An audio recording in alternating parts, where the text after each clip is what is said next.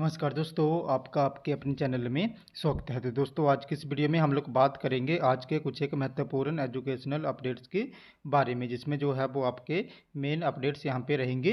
तो HP UG का जो री इवैल्यूएशन का रिजल्ट है और सरदार पटेल यूनिवर्सिटी मंडी के जो यूजी री इवैल्यूएशन के रिजल्ट्स हैं उनके रिगार्डिंग जो है वो अपडेट रहेगा। इसी के साथ एचपी पीजी री इवैल्यूएशन के जो फॉर्म हैं उसके बारे में भी जो है वो बात करेंगे। साथ में ही एचपीयू इकाड्योल की जो बीएड की सीटें हैं वो यहाँ पे 342 सीटें भर गई हैं, तो उसके रिगार्डिंग भी जो है वो अपडेट रहेगा।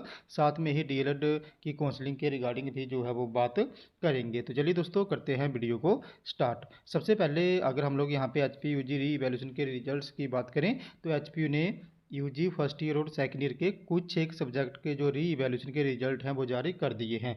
तो बड़े ज़्यादा स्टूडेंट जो है वो कमेंट बॉक्स में बता रहे थे कि उनके रिजल्ट जारी नहीं हुए हैं, ऐसा हो गया वैसा हो गया। तो मैं उनको बता देना चाहूँ कि यहाँ पे कुछ एक सब्जेक्ट के ही रिजल्ट जारी हुए हैं। एचपीयू एक साथ री इवैल्यूएशन के रिजल्ट जारी नहीं करता है।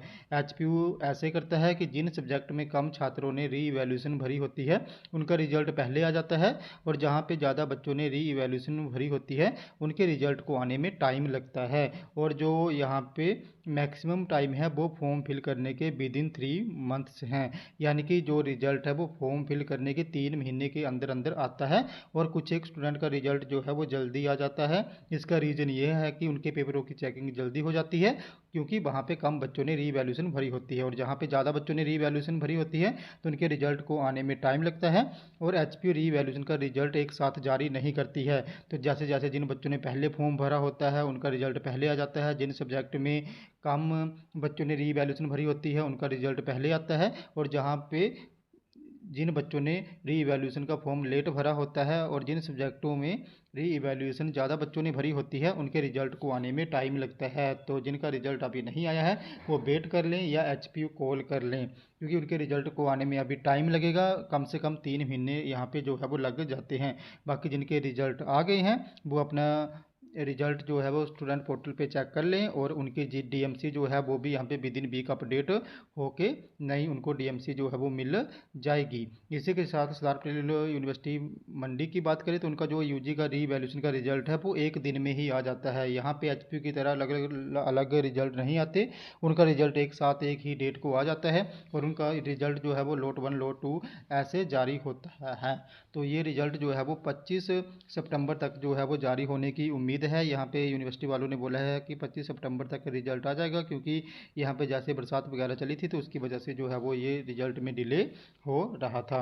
इसी के साथ एचपी पीजी के जिनके रिजल्ट आ गए हैं तो उनके री इवैल्यूएशन के फॉर्म भी जो हैं वो ओपन हो गए हैं। तो जिन्होंने री इवैल्यूएशन भरनी है पीजी में वो जल्दी से री इवैल्यूएशन भर लें। री इवैल्यूएशन को फिल करने का जो टाइम होता है वो रिजल्ट के विद इन 21 डेज होता है, यानी कि रिजल्ट के 21 दिनों के अंदर अंदर अपनी री इवैल्यूएशन जो है वो भरनी होती है।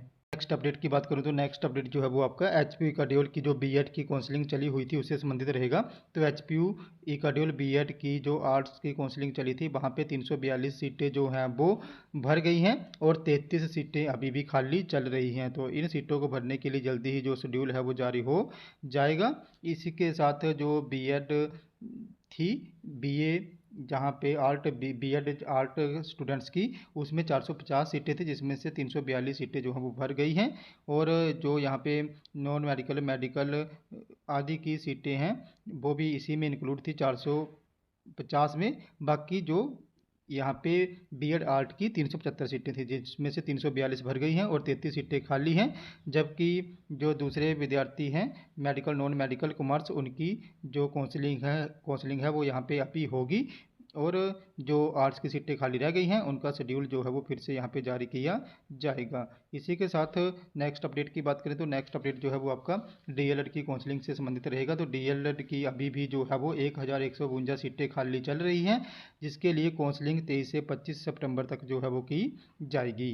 तो दोस्तों, तुम्हारे आज के कुछ एक अपडेट्स, अगर आपको यहाँ पे जो है वो कोई डाउट है तो आप लोग कमेंट बॉक्स में पूछ सकते हो। इसी के साथ अगर आपको ये वीडियो इन्फॉर्मेटिव लगी हो तो जो है वो चैनल को सब्सक्राइब करें, वीडियो को लाइक करें और शेयर करें। साथ में ही आप लोग लेटेस्ट अपडेट्स के लिए मेरे टेलीग्राम ग्रुप को भी ज्वाइन कर सकते हो, जिसका जो लिंक है मैं आपको वीडियो के डिस्क्रिप्शन में दे दूंगा। धन्यवाद।